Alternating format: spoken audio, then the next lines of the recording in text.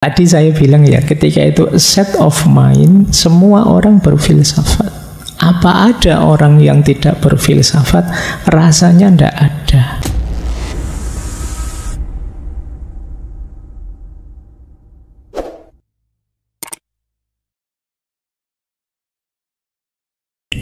Bismillah. Assalamualaikum warahmatullahi wabarakatuh. Bismillahirrahmanirrahim. Alhamdulillahirabbil alamin. Wa bihi nasta'inu ala umurid dunya waddin. Allahumma sholli wa sallim wa barik ala habibina wa syafi'ina sayyidina wa maulana Muhammadin wa ala alihi wa ashabihi wa man tabi'ahum bi ihsanin ila yaumiddin. Amma ba'du. Bismillah, mari kita lanjut belajar lagi. Meskipun ini sebenarnya masa-masa libur ya, harusnya kalian healing, tapi malah ngaji, ya lebih bagus. Ya semoga healingnya sambil ngaji lebih alhamdulillah lagi. Ini ngaji kita akhir tahun. Sebenarnya saya tidak ingin ngambil tema yang berat-berat, nanti kita ngobrol saja ya. Beberapa mungkin mengulang, meng-highlight. Saya memberi judul agama dan filsafat. Ya secara umum nanti menjawab sejauh mana sih agama dan filsafat itu berkaitan, bertaut, bertemu, termasuk mengklarifikasi beberapa kesalahpahaman tentang filsafat, khususnya sehubungan dengan agama. Setelah itu nanti kita sediakan waktu sedikit untuk, saya tidak menyebut tanya jawab ya, kalian boleh curhat malam hari ini tentang apa saja. Jadi mungkin ingin menyampaikan sesuatu, atau mungkin ada yang mau nembak. Sudah setahun dilirik, tidak berani-berani, boleh kalau ada yang mau menyatakan di sini malam hari ini. Atau usulan atau apa, monggo ya. Tidak harus terkait dengan tema, terkait juga tidak apa-apa. Malam hari ini kita nikmati kajian terakhir malam hari ini di tema agama dan filsafat. Bismillah, kita mulai biar tidak lama-lama. Yang pertama, yuk kita muhasabah dulu sebentar.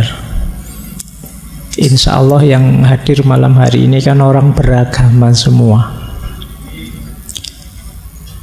Amin, ini banter banget. Ya, insya Allah kita orang beragama semua. Coba kita cek, kita itu tipe orang beragama yang seperti apa. Nanti mungkin ada tipe tertentu yang memang berat kalau disambungkan dengan filsafat. Ada yang cocok, ada yang tidak. Itulah mengapa nanti ada orang yang nyaman dengan filsafat, dengan agamanya, ada yang tidak nyaman. Ya memang tipenya beda-beda. Itulah mengapa saya sering bilang, yo monggo saja, ada orang suka filsafat, ada yang tidak suka filsafat. Itu haknya tiap orang untuk suka atau tidak suka sesuatu. Nah, saya ambil teori dari buku yang judulnya Six Ways of Being Religious, 6 cara beragama, Dale Kenyon. Dia bilang begini, orang beragama itu ada 6 tipenya.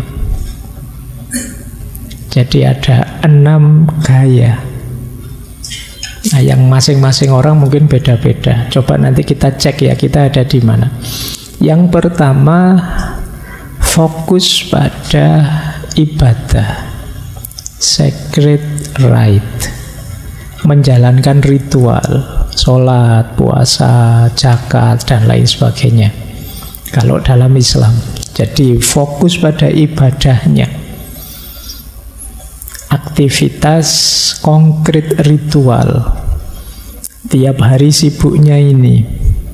Mana yang harus dilakukan, mana yang harus dihindari, mana yang halal, mana yang haram, dan lain sebagainya. Ini gaya pertama. Kesibukan beragamanya di yang pertama. Ada gaya kedua. Gaya kedua ini fokus pada right action. Right action itu perilaku yang baik pada sesama, yaitu fokus pada akhlak. Mungkin kalian sering juga melihat, mendengar orang yang yuk akhlaknya, yuk adabnya, yuk diperbaiki. Orang beragama itu yuk akhlak. Innama bu'istu liutammima makarimal akhlak, ya hadisnya. Jadi beragama itu yuk kuncinya kebaikan pada sesama. Namanya akhlak. Ada yang gayanya ini kadang-kadang, enggak apa-apa lah ibadah nanti pelan-pelan diperbaiki, tapi kalau akhlak itu mutlak loh ya. Ini gaya kedua. Gaya right action. Ada gaya ketiga, yaitu gaya devotion.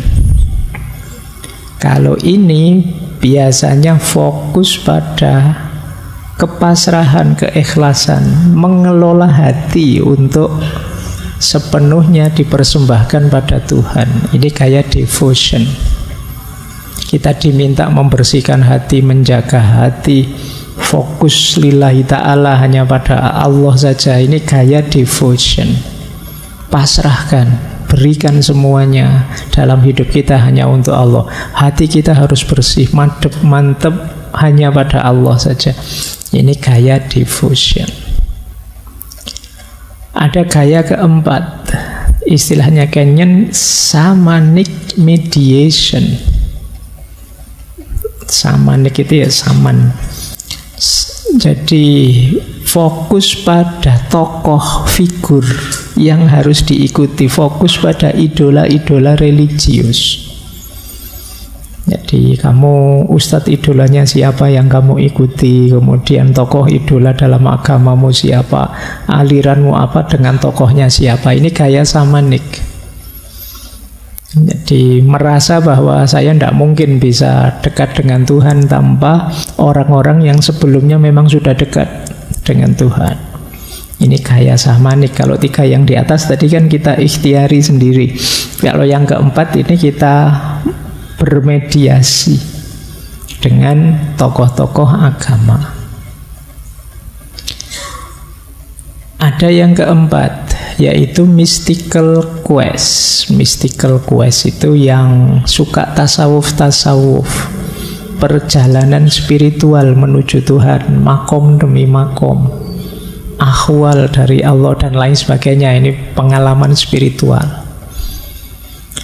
Ya, kalian tahulah kita di ngaji ini banyak sekali membahas pengalaman-pengalaman spiritual. Kadang-kadang kalian kan seneng tema-tema seperti itu, pingin juga berpetualang di sana misalnya. Tapi ada juga yang tidak suka. Nah, mungkin di sini banyak yang mystical quest, membaca, suka Maulana Jalaluddin Rumi, Ibnu Arabi, suka dengan Sunan Kalijogo, suka dengan. Nah, ini mystical quest, seneng mencari pengalaman mistik berhubungan langsung dengan Tuhan. Ya meskipun banyak juga yang hanya seneng mendengar dan membacanya saja, tapi belum jalan. Kalau ini masih belum. Mystical quest itu ya memang jalan, kalian tirakatan beneran. Kalian ya melakukan amalan-amalan mencari pengalaman mistik sendiri. Ini mystical quest. Yang keenam, resonate inquiry. Resonate inquiry itu senang memahami agama secara rasional, mengejar makna-makna intelektualnya. Baca buku, diskusi, kajian, dialog, debat, dan lain sebagainya. Ini namanya resonate inquiry. Ingin tahu makna rasionalnya, ingin tahu rasionalisasinya. Ini gaya keenam. Gaya keenam ini nanti cocok kalau disambungkan dengan filsafat. Gaya kelima lumayan. Gaya yang lain juga bisa, cuma yang paling kuat kan di gaya keenam. Orang beragama yang ingin paham, tidak sekedar ingin menjalankan, ingin tahu rahasia rasionalnya agama. Ini yang nomor 6. Oke, sudah tahu ya 6 ya. Silahkan nanti teman-teman direnungi, saya ada di mana. Kok saya tidak ada di 6-6-nya Pak? Ya kamu belum serius berarti, atau kamu tipe khusus alternatif. Ya, tidak masuk teori pokoknya saya Pak. Dianggap suka ritual juga ndak. Mystical quest jangan-jangan, tapi ya ndak. Yo senangnya baca cerita-cerita, pengen jadi wali, pengen bisa terbang, pengen bisa itu, tapi waktunya wiritan ndak kuat saya Pak. Waktunya itu berarti bukan. Reasonate senang Pak, filsafat saya baca-baca, tapi kalau baca sendiri ndak paham Pak, saya harus perlu figur. Nah, macam-macam, coba kalian cek sendiri. Mungkin ada orang yang gabungan 2 atau 3, siapa tahu ada yang 6-6-nya. Kalau bisa 6-6-nya hebat sekali. Baik, monggo saja, setiap orang punya tipenya sendiri-sendiri. Silakan.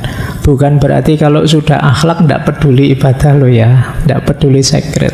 Ini maksudnya titik tekannya, fokusnya yang diutamakan oleh orang yang beragama ini. Jadi yang dinomorsatukan, ada yang menomorsatukan ibadah, ada yang menomorsatukan akhlak, ada yang menomorsatukan tata hati untuk ikhlas pada Tuhan, ada yang menomorsatukan mencari rujukan figur tokoh yang benar, ada yang menomorsatukan pengalaman keagamaannya, ada yang menomorsatukan pemahaman inteleknya. Jadi masing-masing ada caranya. Ini mumpung akhir tahun, memuhasabahi keberagamaan kita. Baik, ini agamanya. Sekarang filsafatnya. Jadi banyak orang ketika mendengar kata filsafat, dia sudah, apa kalau bahasanya anak hari ini ya, ilfil duluan.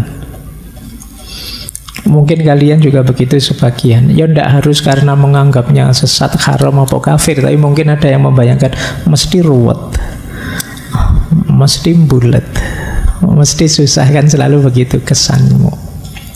Tapi sering saya bilang, yuk kita pahami dulu hakikatnya filsafat.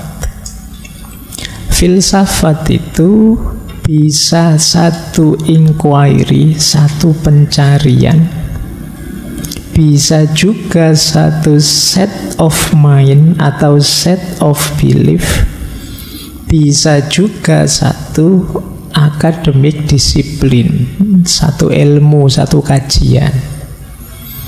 Jadi ini ayo dibedakan biar tidak dicampur. Kalau sebagai inquiry, pencarian, itu yang saya bilang filsafat sebagai proses. Disinilah yang sering saya sebut, kita dituntut untuk mendaya gunakan akal budi kita untuk berpikir. Jargonnya dari mitos ke logos, menuju filosofia, cinta kebijaksanaan.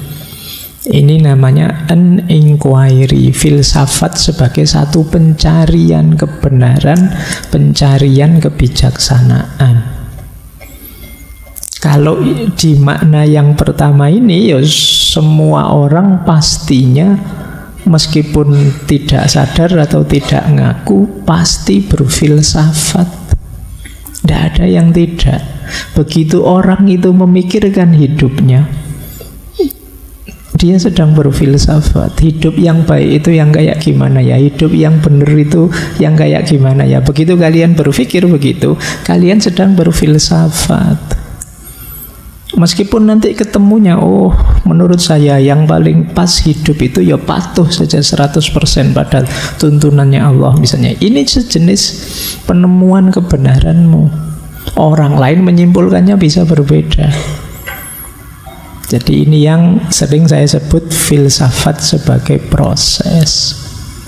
Yang ini ya setiap orang pasti melakukannya sadar atau tidak. Ya lebih enak sadar, jadi terarah.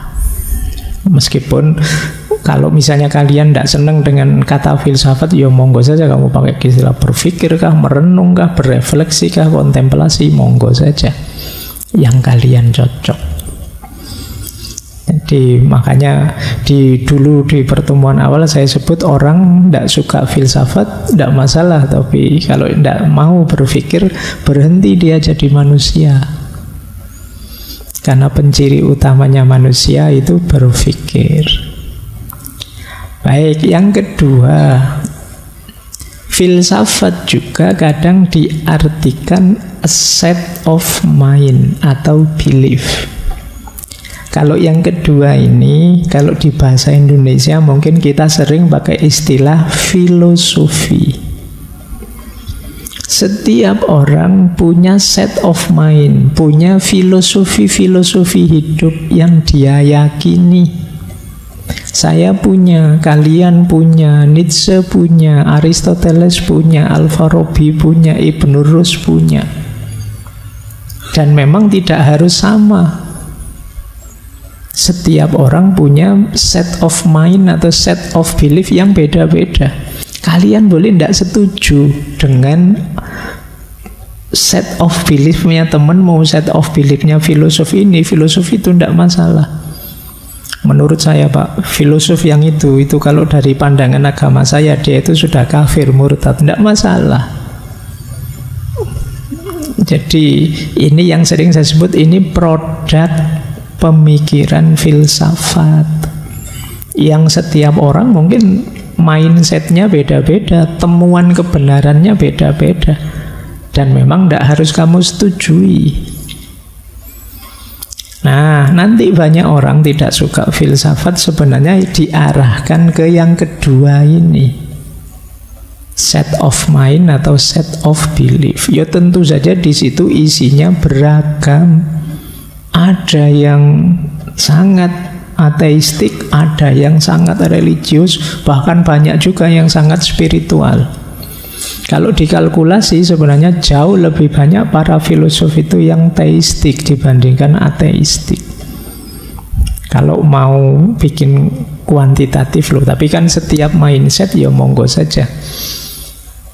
Jadi kalian bahkan boleh, saya tidak setuju semuanya Pak, saya ingin mencari sendiri, monggo saja. Jadi kalau di level yang kedua ini, kalian boleh setuju, boleh tidak setuju, silahkan. Dengan mindset yang mana? Saya suka Pak kalau cocok dengan akidah saya, yang tidak cocok saya tidak suka, tidak masalah. Tapi yo harus fair, harus diakui juga banyak pikiran-pikiran para filosof yang nyambung, cocok, sesuai dengan akidah.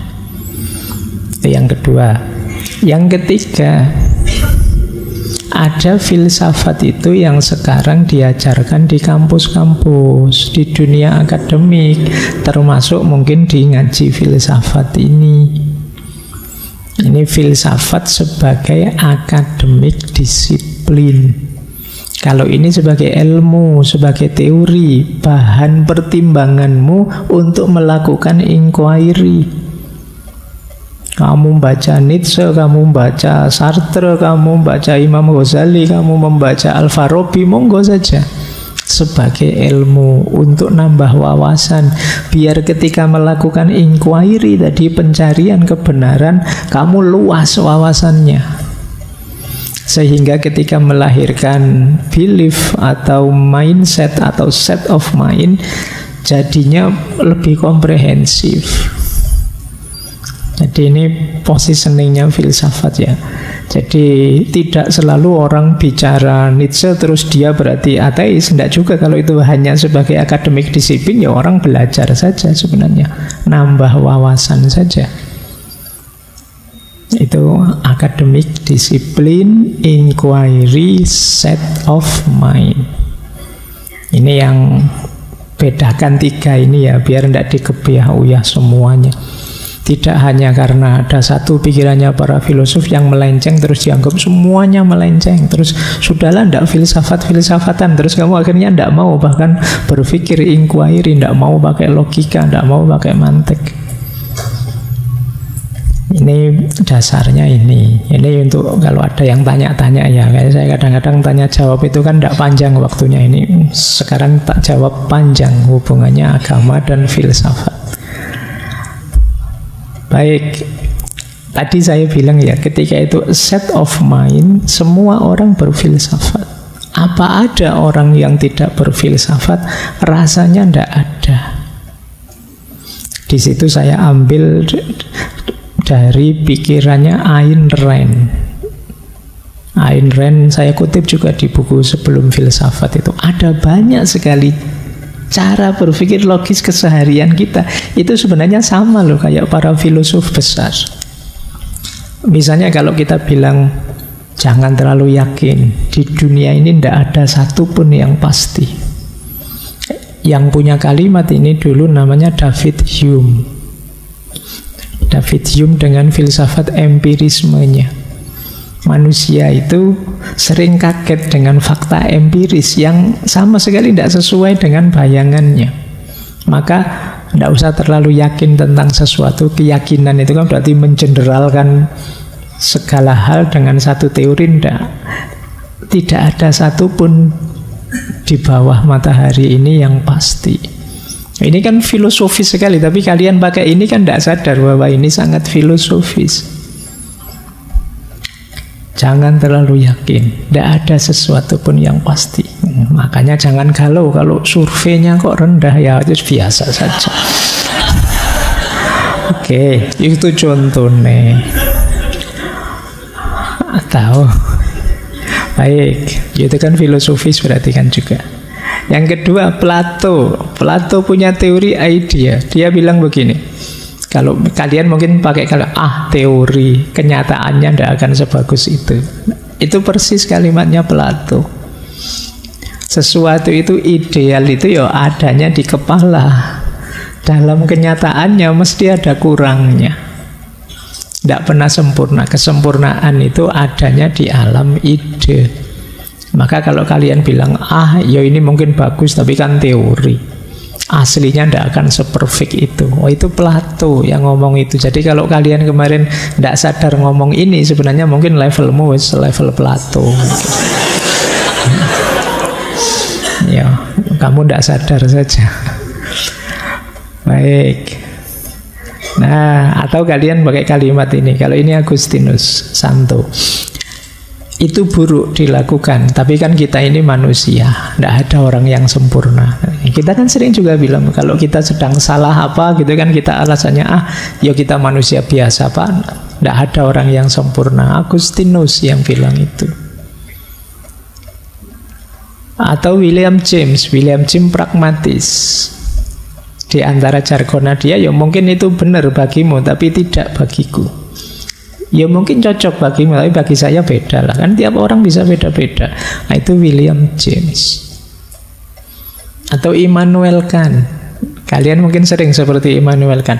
Aku tidak bisa menjelaskannya, aku tidak bisa membuktikannya, tapi rasanya kok itu benar. Nah, kamu kan sering begitu loh. Yang punya teori ini Immanuel Kant. Kamu kan sering ada di situasi yang gimana ya menjelaskannya, tapi menurut saya yang benar yang itu. Membuktikannya gimana saya tidak tahu, tapi aku merasa itu benar. Atau kadang-kadang kalian sudah terlanjur ngamuk, pingin marah, sudahlah, pukul dulu saja, mikir belakangan. Ada John Dewey bilang tindakan dulu, dipikir belakangan, sudah nanti saja mikir, kesuwen mikir kita tidak jalan-jalan. Jalan saja dulu, eksekusi dulu, nanti sambil jalan dievaluasi kalau ada yang kurang. Itu John Dewey. Jadi sehari-hari itu kita sebenarnya banyak wawasan-wawasan filosofis. Atau Hegel. Kalau Hegel ya dia terkenal dengan filsafat sejarahnya. Kalau kalian bilang begini, yo ide itu mungkin kemarin benar, tapi kan sekarang beda. Bukan hari ini, itu Hegel. Nah, kalian boleh sekarang seneng orang itu nyari jejak digitalnya di masa lalu. Kemudian dipampangkan, lo dulu ngomong apa, sekarang ngomong apa. Iya dulu dan sekarang jangan dibandingkan, kata Hegel. Jadi kalau kita membanding-bandingkan dulu dan sekarang, ya kita akan capek. Karena ya tentu saja orang itu berubah, situasi berubah. Tidak ada orang yang bisa 100% konsisten gitu terus ya. Setiap orang berubah pasti. Ini salah satu ilustrasi ya teman-teman bahwa setiap hari kita sebenarnya mungkin berfilsafat, cuma tidak pernah mikir sampai sedalam mereka saja. Coba kalian teorikan semua yang, coba kalian celetuan-celetuanmu yang kamu sampaikan tiap hari. Coba kamu sekarang cek lagi postingan-postinganmu setahun ini, jangan-jangan ada yang sangat filosofis. Lu sopo ngerti nanti kamu bisa bikin filsafat-filsafat yang baru. Biar postingan-postingan isengmu itu ada gunanya lah dikit-dikit, tadi membawamu jadi seorang filosof. Jadi setiap orang berfilsafat, ya bedanya ada yang tidak sadar, ada yang sadar. Kalau disadari bisa dalam, bisa membawa manfaat besar untuk hidup kita. Misalnya tadi, oh ya yang dulu dan sekarang itu pasti beda. Contohnya saya ini dulu gimana, sekarang gimana. Itu bisa dalam nanti. Baik.